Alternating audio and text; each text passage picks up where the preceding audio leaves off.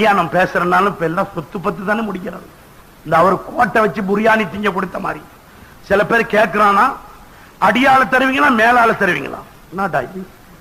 அடியாள தருவீங்களா மேலாள தருவீங்களா? இவர் சொல்றாரு 10 லட்சம் ரூபாய் அவருக்கு பேசுறீங்க மாப்பிள்ளைக்கு 10 லட்சம் ரூபாய் தருவோம். அதான் ஒரு சொல் 4 பேர்த்த முன்னுக்கு எங்க மானத்தை வாங்கிறாங்க. அட கோடான கோடி பேருக்கு முன்னாலே மைசர்ல அல்லாஹ் மானத்தை வாங்குவானடா. இப்படி வாங்காரு. அதுக்கெல்லாம் சில மாப்பிள்ள சொல்றானா, நான்டா ஒன்றும் இல்லை, நான் தொடவும் இல்லை, இல்ல எங்க வாப்பாட பரபர வாப்பா சொல்றானா, நான்டா ஹராம், அதுல ஒரு சார் எடுக்கவும் மாட்டேன், அவன்ட கரதர இவர்ட பரபர அவன்ட கரதர. 10 லட்சம் ரூபாய் வாங்கியிருக்கானுங்க இந்த எரும மாட்டு பயலுங்க. மகரு கொடுத்திருக்கானுங்க எவ்வளவு தெரியுமா? 51 ரூபாய். என்னத்தால அடிக்கணும்? வாப்பாவையும் மவனையும் ஒன்னா சுண்ணாம்புல போட்டு வேவ வைக்கணும். அப்துல் ரஹ்மான் இப்னு அவ்ஃப் ரலியல்லாஹு அன்ஹு அவர்கள் ரசூலுல்லாஹ்வுடைய நெருங்கிய சஹாபி, மதீனாவிலே கல்யாணம் செய்து விட்டார்கள். அவரை பார்த்த ரசூலுல்லாஹ், எவ்வளவு எடுத்தீங்க? மேலால் எடுத்தீங்களா கீழால் எடுத்தீங்க? கேட்கல. ரசூலுல்லாஹ் கேட்டார்கள், மா அஸ்தக்தஹா மா அஸ்தக்தஹா, பொண்ணுக்கு நீ எவ்வளவு கொடுத்தா என்று கேட்டார். என்ன கொடுத்தா என்று கேட்டார்கள். மகர் என்றாலே தெரியாது மிச்சம் பேரு. மகர் என்பது மணவாளர்களே நீங்கள் துணைவியாக ஏற்றுக்கொள்ள போகும் பெண்ணுக்கு ஆண்டவன் கட்டளையாக கொடுக்கும் ஒரு தொகை.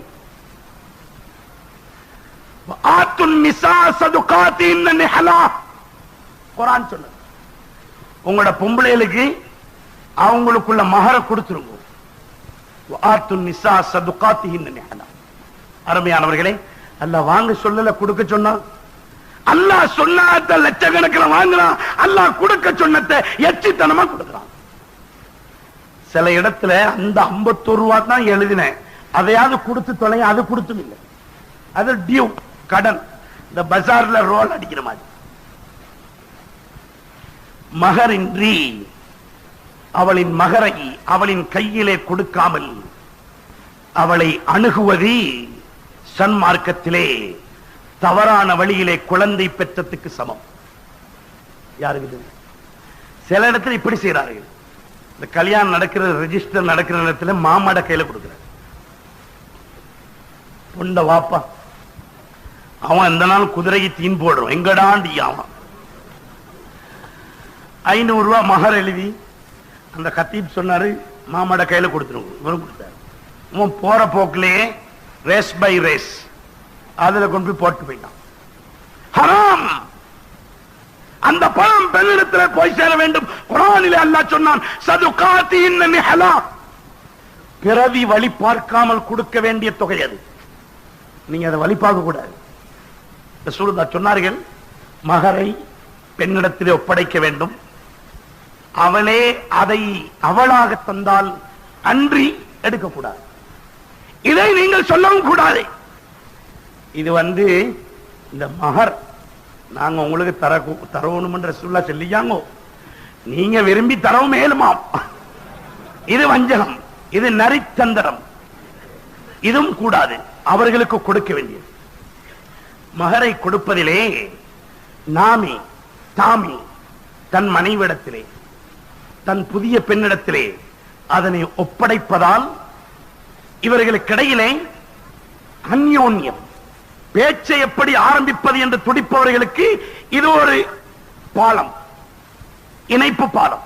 எப்படி போனோன்னே நீங்க அந்த என்வலப்ல போட்டு இது இந்த மகர் சொன்னாங்க, ரசூலுல்லாஹ் சொல்லியாங்களாம், இது உங்களோட ஹக்காம் பேச்சு ஸ்டார்ட்.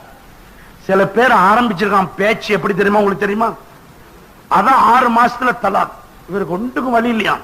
சிகரெட் பேக்கெட்டையும் லைட்டரையும் ட்ரெஸ்ஸிங் டேபிள் வச்சுட்டு பேச்ச ஆரம்பிக்கணும். புது பொண்ணு தானே, அந்த லைட்டர் எடுங்க. நானா எரும மாடு முத போய் லைட்டர் கேட்கறது, தீ வச்சு கொளுத்து. அவளும் நாணி கோணி லைட்டரை கொண்டாந்து கொடுத்துருக்கா. 2வது விரவு கேட்டிருக்காரு. விரவு சிகரெட்டை கொண்டாங்க. விரவையும் கொண்டாந்து கொடுத்தாச்சு. முதல் அன்னைக்கு 10 பாருங்க, 6ஆம் மாசத்துல அல்ஸ்ட்ரோப் நிக்கிறான் காலிக்கோட்டில். எனவே மஹர் கொடுக்க வேண்டும் என்று இஸ்லாம் சொன்னதை ரசூலுல்லாஹ் சொன்னார்கள். அப்துல் ரஹ்மான் இப்னு அவ்ஃப் ரலியல்லாஹு அன்ஹு கேட்டார்கள், கம் மக்ஸ்தக்தஹா, எவ்வளவு என்ன கொடுத்தீர்கள்? அருமையானவர்களே, நமக்கு தெரியல, நம்ம ஆளுங்களுக்கு புரியுதில்லை கல்யாணம் எப்படி செய்ய வேண்டும். ஆயிரக்கணக்கான பெற்றோர்கள் எங்களுக்கு தெரியும் கண்ணீர் வடித்துக் கொண்டிருக்கின்றார்கள். கிளப்பருவத்தை அடைந்த தன் மகளை கல்யாணம் முடித்து கொடுக்க வழி இல்லை. ஏன்னா மாப்பிள்ள வீட்டுல அவனை பிறந்த அன்னைக்கு தலைமுடி வலிச்சத்திலிருந்து உம்மா பால் கொடுத்தாங்க பாருங்க, அது மாமை கொடுத்தது, ஊசி அடிச்சது, மொண்டோசோர்ல போட்டது, மறுவ கவர்மெண்ட் ஸ்கூலுக்கு அட்மிஷன் பீஸ் கட்டினது எல்லாம் கணக்கு பண்ணி பில்ல போட்டுருக்கான். 10 லட்சம் எங்கட மாப்பிள்ளை. டாக்டர் மாடா இருந்தா 10 லட்சம், என்ஜினியர் மாடா இருந்தா 20 லட்சம், மாஸ்டர் மாடா இருந்தால் ஒரு 7 லட்சம், பிசினஸ் செய்யற மாடா இருந்தால் எனி அமௌண்ட். மாட்டுக்கு தகுந்த மாதிரி எல்லாம் வாங்கிட்டு ஃபேமிலியாது இதெல்லாம் வாங்கிட்டு போற ஃபேமிலியா? பேமொழி காலமெல்லாம் பேமொழி. It is not a family. we are calling பேமொழி. பேமொழி பேமொழி முழிக்காதீர்கள். ரசூலுல்லாஹ் அழகான குடும்ப வாழ்க்கை கற்று தந்தார்கள். கைருக்கும் கைருக்கும் லிஅஹ்லிஹி வ நகைருக்கும் லிஅஹ்லி.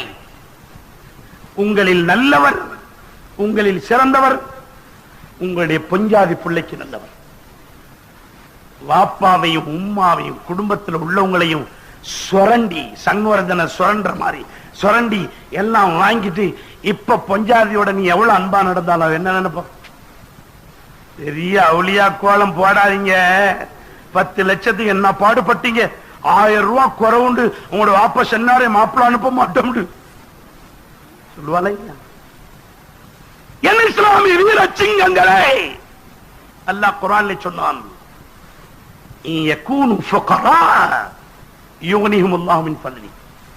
சில பேர் பார்க்கறான் கல்யாணம் முடிச்சு சீமான் அவருக்கு மிச்சம் இடத்துல இப்ப கேட்கறாங்க பொண்ணுக்கு பாஸ்போர்ட் இல்லையான்னு சொல்லி. அட பர்த் சர்டிபிகேட் கேட்பாங்க, ஐடென்டி கார்டு கேட்பாங்க. பொண்ணுக்கு என்னடா பாஸ்போர்ட் இல்ல? நாங்க பார்த்த பாஸ்போர்ட் இருந்தால் ஒரு 7 டேஸ்ல அவளை குவைட்டுக்கு அனுப்பி வச்சால் ஒரு 2 இயர்ஸ்ல பரக்கத்தோன்னு தேடல. பரக்கத்.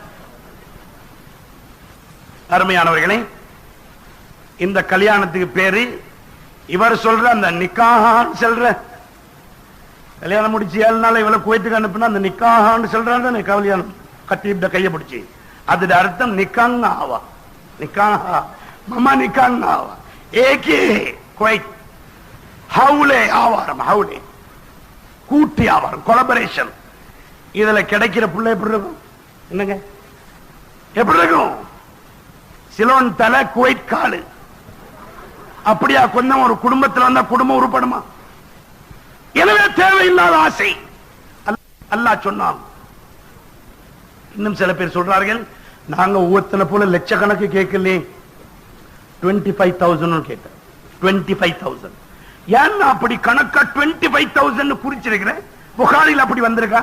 இல்ல ஹஸ்ரத், ஆட்டோ புக் பண்ணிக்கிற ரிச்சர்ட் பீரிஸ்ல நீ 25 ரூபாய் கெட்டோம். அடமோ ஆட்டாவை வெளியெடுக்கிறதுக்கு இவங்களை போய் பிச்சு வாங்குறேன், நியாயமா? சொல்லுதா விரும்பினார்களா? அல்லாஹ் குர்ஆனில் சொன்னான், ஒரு பெண்ணை தெரிந்தெடுங்கள், வாழ்க்கைக்குள்ள ஒரு துணைவியை தெரிந்து கொள்ளுங்கள், மார்க்கத்தை பாருங்கள். அவங்க ஏழைகளா இருந்தா நீங்க வரி பண்ண வேணாம். அல்லாஹ் சொன்னான், நான் சீமானாக்குறேன். நீ குவைத்துக்கு அனுப்பி ஆட்டா வாங்குறதுக்கு கல்யாணம் முடிக்க வேணாம், நீ அல்லாஹ்வுக்காக முடி.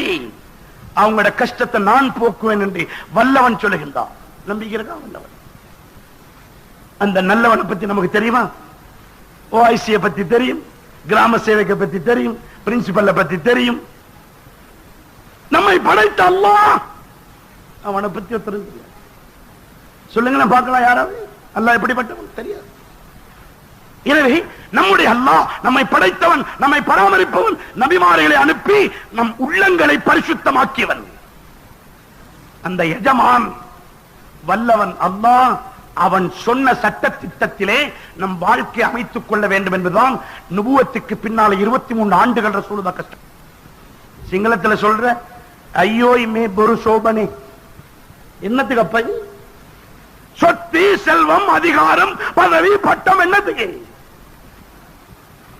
வலாக்கின் எந்துரிலா குலூபிக்கும், அல்லாஹ் உங்களோட கல்பை பார்க்கின்றார்.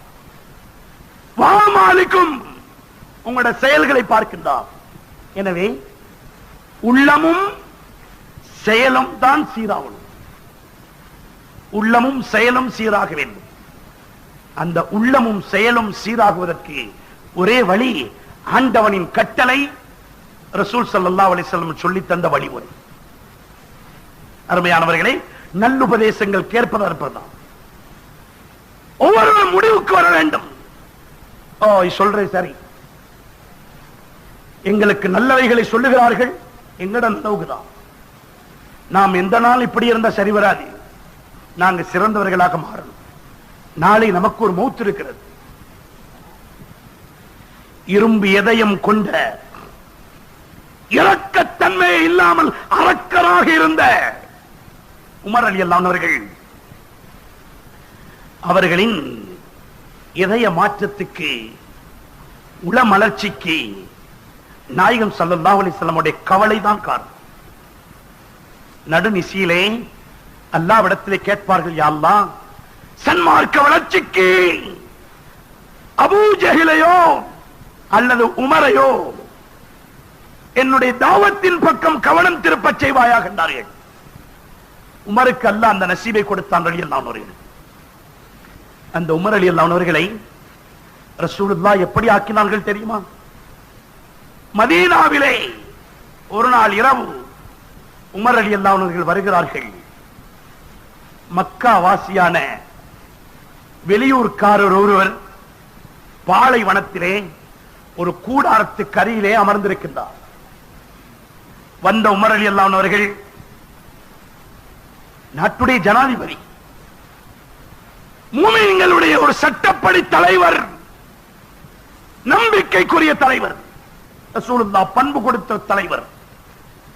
அந்த அறிமுகம் இல்லாத வெளியூர் வாசியான அந்த வழிபோக்கரிடத்திலே உமர் ரலியல்லாஹு அவர்கள் தன்னை யாரென்று தெரியாது, அலங்கோலமான உடை, பரட்ட தலை, அவர்களுக்கென்று பாதுகாப்புகள் இல்லை, ஒரு வழிப்போக்கரை போல பேட்டி கேட்கின்றார்கள், என்னப்பா தனியே செய்கிறாய் என்று. அவர் சொல்லுகிறார், உன் வேலையை பார்த்துட்டு போ, நான் இங்க பெரிய ஒரு கவலையிலேயே இடையில வந்து கொண்டு அப்படின்னு சொன்ன. மீண்டும் உமர் ரலியல்லாஹு அவர்கள் அவருடைய முகத்தை பார்த்து கொண்டிருக்கிறார்கள். அவர் நினைக்கிறார், நாங்களே வழி இல்லாம உட்கார்ந்துருக்கோம், இவன் நம்ம மூஞ்ச பார்த்திருக்கான் கோபத்துல ஒன்றும் இல்லைன்னு சொன்னதானே, அவனை போ சொன்னதானே அப்படின்றார்.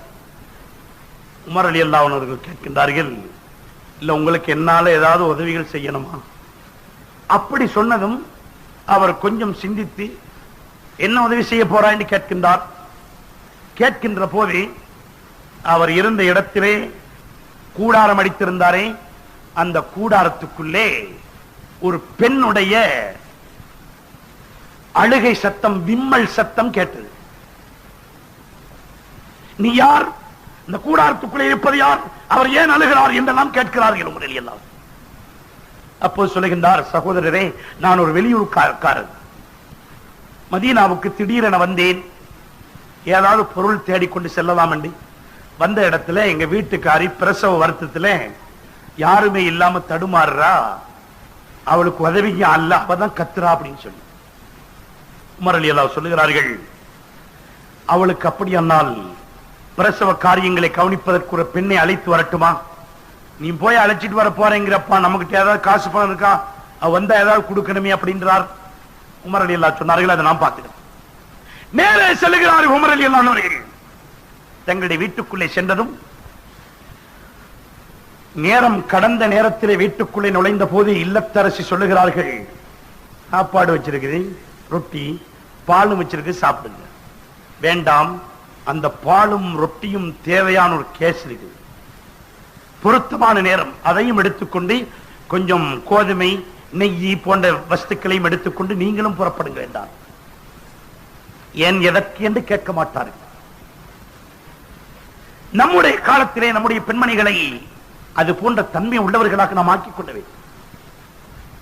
ரசூலுல்லாஹ் அப்படிதான் கற்றுக் கொடுத்திருந்தார்கள். ஏன் எதற்கு என்ற வார்த்தை அவர்கள் காதிலே வரவே வராது. உமர் ரலியல்லாஹுடைய சொல்லுக்கு அடிபணிந்து தங்களின் இல்லத்தரசி பிரசவத்துக்கு தேவையான பொருட்களையும் எடுத்துக்கொண்டு உமர் ரலியல்லாஹு செல்கிறார். தேவையான அந்த பொருட்கள் இந்த பொட்டலத்தை உமர் ரலியல்லாஹு அவர்களே தலையிலே வைத்துக் கொண்டு போறார்கள். அந்த இடம் வந்ததும் இவர்களுடைய மனைவியை கூடாரத்துக்குள்ளே அனுப்பிவிட்டு பாலைவன அந்த மேட்டிலே அந்த மனிதரோடு கதைத்துக் கொண்டிருக்கிறார்கள் உமர் ரலியல்லாஹு. இவரிடத்தில் நீங்கள் யார், எப்படி வந்தீர்கள் என்று கேட்கின்றார்கள். மக்காவில் நீங்க இருந்து கேட்கிறார்கள். வந்தவர் கேட்கிறார், முகமது என்பவர் உங்களுக்கு தெரியுமான்னு கேட்கிறார். இந்த மாதிரி பேச்சு நடக்குது. பேச்சுக்கு மத்தியிலே உமர் ரலியல்லாஹு அவர்கள் அமர்ந்திருக்கின்ற போது கூடாரத்துக்குள்ளே பிரசவ வேலை பார்க்க சென்ற தங்களின் இல்லத்தரசியார் அழகாக அவள் குழந்தையை பிரசவித்ததன் பின்பு அந்த செய்தியை சொல்லுவதற்காக கூடாரத்திலே தலையை நீட்டி தங்களின் வீட்டுக்காரிடத்திலே உமர் ரலியல்லாஹு சொல்லுகிறார்கள், அமீருல் முஃமினீன், அமீருல் முஃமினீன், உங்களுடைய நண்பருக்கு சொல்லுங்கள், அழகானது ஒரு குழந்தை பிறந்திருக்கிறது சொல்லுங்க. அமீர் முஃமினீன் சத்தம் போட்டதோடையே இவர் அப்படியே மயங்கி கீழே விழுந்துட்டார். இவ்வளவு பெரிய ஒரு ஆள்கிட்டயா நம்ம இந்த மாதிரி வம்பு பேசிருக்கோம்? என் வீட்டுக்காரிக்கு பிரசவம் பார்த்தது என் நாட்டுடைய அமீர் முஃமினுடைய மனைவியா என்று நினைத்தார்கள். கைகளை பற்றி கொண்டு அழுத்தார். உமர் ரலியல்லாஹு சொன்னார்கள், ஆச்சரப்படவோ நீங்கள் என்னிடத்திலே மன்னிப்பு கேட்கவோ எதுவுமே இல்லை, நான் என்னுடைய கடமையை தான் செய்தேன் என்று சொல்லி காட்டினார் உமர் ரலியல்லாஹு. அந்த உமர் ரலியல்லாஹு அவர்களை ஒரு நாள் நாயகம் ஸல்லல்லாஹு அலைஹி வஸல்லம் அவர்கள் கனவிலே காண்கிறார்கள், மனாமிலே. எப்படி காண்கிறார்கள்? உமர் ரலியல்லாஹு அவர்கள் மரணமாகி மௌத்தாகி அவங்களை கொண்டு போய் கபூர்ல வச்சு 2 மலக்குமார்கள் முன்கர் நக்கீர் வந்து கேள்வியும் கேட்கிறார்கள். எத்தனை ஜனாசாக்களை கொண்டு போய் வச்சிட்டு வர்றோம், மண்ணுக்குள்ளே புதைத்து விட்டு வருகிறோமே, நாளை என்னையும் இது போல தூக்கி கொண்டு போய் வைப்பார்களே என்ற எண்ணம் இல்லையே. தாய்மார்களே, வீட்டிலே மரணிப்பவர்களை அழுது அழுது வழி அனுப்புகிறீர்கள். போனதுதானே, இதுக்கு பிறகு வரலையே, தொழுகையும் இல்ல, அல்லாட பயமும் இல்ல, இஷ்டம் போல வாழ்ந்தா. நான் புதுசா கேள்விப்பட்டேன், புதுசா வருது. மார்க்கம் நம்ம தெரிஞ்சுக்கிறதானே. இத்தாளர்கள் இதான் மாப்பிள்ளைய கபருக்கு அனுப்பிடுங்க, மாப்பிள்ளைய ரியாதுக்கு அனுப்பிட்டாருக்கா, ஜித்தாக்கு அனுப்பிட்டாருக்கா, கபருக்கு அனுப்பினா எவ்வளவு பேணுதோடு இருப்பா. அதுக்கு தானே குர்ஆன் சொன்னது, 4 மாசம் 10 நாளும் நீங்கள் அவர்களுக்காக இதா அனுஷ்டிக்க வேண்டும் என்று சொன்னது. மாப்பிள்ளை போயிட்டாரு, 10 நாள் கூட ஆகலையா மாப்பிள்ளை மௌத்தாய். வீட்டுல டெக்கு போட்டு படம் போட்டு காட்டுறான். உம்மட மனம் மாறு, உம்மட மனம் மாறி ரஜினிகாந்த் முடிச்சு கொடுக்கிறது. என்ன எரும மாட்டு பழக்கம் பாத்தீங்க, எங்க இருந்தப்பா இதெல்லாம் வருது? யார் வேலை கற்று தருகிறார்கள்? அருமையானவர்களே, எத்தனையோ அனாச்சாரங்கள் அசிங்கங்கள் எல்லாம் சமுதாயத்தை விட்டு போயிட்டு இருக்கிற நேரத்தில் புதுசா சிலது டை கட்டி வருது. அதுல இன்னும் சிலது நான் பார்த்திருக்கேன். பேப்பர்ல போட்டோவை போட்டு, மௌத்தா போனவருடைய போட்டோவை போட்டு அந்நியம் போடுறாங்க. அது மாதிரி மறைந்த உதாரணமா மர்ஹூம் காதர் ஹாஜியார் அவர்களே, நீங்க மௌத்தாவி இந்தோட 40 நாளாகி விட்டது. நம்ம இவர் சொல்லிதான் தெரியும் அவருக்கு. எனவே உங்களுடைய மகஃபிரத்துக்காக நேற்று இரவு உங்களோட வீட்டுல குர்ஆன் ஓதப்பட்டு தமாமும் செய்யப்பட்டது. ஏன்னா ஞாயிற்றுக்கிழமை பேப்பர் போகுதுதானே கபருக்கு. இதெல்லாம் ஏப்பா யாரப்பா இதெல்லாம் சொல்லி காட்டினது? இன்னும் சிலர் நோட்டீஸும் அடிச்சிருக்கிறார்கள். மௌத்தா போனது பிறப்பு, இந்த பக்கம் இறப்பு, உப்பத்தா விப்பத்தான்னு போடுற மாதிரி. அடப்பா செய்யறதெல்லாம் செஞ்சுட்டு கபூர்ல கொண்டு போய் தட்டி விட்டு அதுக்கு பிறகு அல்லாஹ் தஆலா அவருடைய பாவத்தை மன்னிச்சு சிறப்பாவானா? आयातुल्लाह पाक मिनी एक पाव करला कुडुगाला कोल्लगाला मिनी मरला සෝන් වලට ගියාට පස්සේ නිවන් සැප ලැබේවා කියලා බැනර් දැම්මට මිනිහෙකුට නිවනක් හම්බෙන්නේ නැහැ. ඒ නිවන් දකින්න ඕනේ පින් හොයාගෙන. ඒ පින් සෙවීමේ මාර්ගය ලෝකයට කියලා දෙන්නේ ආගමින් පමණයි. නීති රීති වලින් මිනිසා හදන්න බෑ. නීති වලින් පාප ක්‍රියා කරන මිනිහෙක්ව හදන්න බෑ. එකම මග ආගම් වලින් පමණයි. மார்க்க தர முடியும். சட்டம் போட்டேல குடுகான කෙනෙකුට නීතියක් දානවා කුඩු ගැව්වොත් බෙල්ල කපනවා කියලා. නීතිය තද වෙන්න සම්තිං එක වැඩි වෙනවා. බෙල්ල කපනවා කිව්වොත් එයා අත්පිට අවුන හැටියම කියන්නේ මොකද්ද? පුතෝ දැන් දන්නවනේ ඉස්සර වගේ 5000 දීලා යන්න බෑ. දැන් දන්නවනේ දඬුවම කොහොමද කියලා. දැන් බරපතල දඬුවම බෙල්ල කපනවා. ඒ නිසා 5000 යන්න බෑ. පණ පිටින් ඉන්න ආසනං ලම්ප් එක ලොකුවට දෙන්න. 50000යි ලක්ෂයයි ලක්ෂය දීලා කුඩු අදිනවා. නවත්තන්න බෑ. දහමෙන් ආගමෙන් නවත්තන්න පුළුවන්. ඉස්ලාම් ධර්මය කියන්නේ ඒකයි. මේ වගේ දේශනා මාලාවන් පවත්වන්නේ වැරදි ක්‍රියා නැති කරන්න. பயான் என்பது தாவத் என்பது தீனுடைய உழைப்பு என்பது நல்லவர்களை உற்பத்தி செய்வதற்காக. சட்டத்தால் குடு அடிக்கிறது கழுத்தை வெட்ட சட்டம் போட்டால் சம்திங் கூட. ஏன் அவன் உசுருக்கு பயம். முந்தி 10,000 ரூபாய் கொடுத்தோம் 50,000 கொடுத்தோம். குடு இல்லாம போச்சான். குடு இல்லாம போச்சான். நம்ம ஆளுங்களை இல்லாமக்கிறது தானப்பா அறிமுகப்படுத்தல. ஏன்னா இஸ்லாத்திலே விழிப்போடு இருப்பவர்கள். அதான் இஸ்லாத்திலே விழிப்போடு இருப்பவர்கள். இவனுங்களை குடுவ கையில கொடுத்து ஆளை மடக்கிட்டோம்னா இஸ்லாத்துல வேண்டியமா நமக்கு பூந்து விளையாடலாம்னு தான் அறிமுகப்படுத்தினார்கள். ஒரு பெரியவர் சொன்னாரு, கிரிக்கெட் அப்படித்தானா முஸ்லிம்கள் தொழுகையை அதன் நேரத்திலே தொலைவிடாமல் தடுப்பதற்கு தான் இந்த அமைப்பிலே இந்த விளையாட்டு உலகத்திலே அறிமுகம் செய்யப்படப்பட்டது என்று சொன்னார். யூதர்கள் முசல்லாக்களை செய்து மக்காவுக்கு அனுப்புகிறார்கள். ஆஜிமார் மக்காவிலிருந்து முசல்லா முதல் வீடியோ கேசட் வரையும் கொண்டாராம். சிகரெட்டும் கொண்டாராம். இன்னும் கொஞ்ச நாள் போகல என்னென்ன கொண்டாருன்னு தெரியாது. ஒருத்தன் சொல்றான், எறும்பு மாடு மாதிரி 1 லட்சம் ரூபாய் செலவாகிச்சான் ஹஜ்ஜி செய்ய. அதை கவர் பண்ணிட்டான். அட கவர் பண்ண எப்படியப்பா ஆகும்? ஒரு புரோக்கர்ட்ட சொன்னாராம், ஒரு பொண்ணோட வாப்பா ஒரு 30 வயசுல நல்ல ஒரு மாப்பிள்ளோனி தான் கொண்டாங்கன்னு சொல்லி. 30 வயசுல மாப்பிள்ளோன்னு தான் கொண்டாங்க. புரோக்கர் போயிட்டு தேடி தேடி பார்த்தானாம். 30 வயசுல ஆள் கிடைக்கலையா.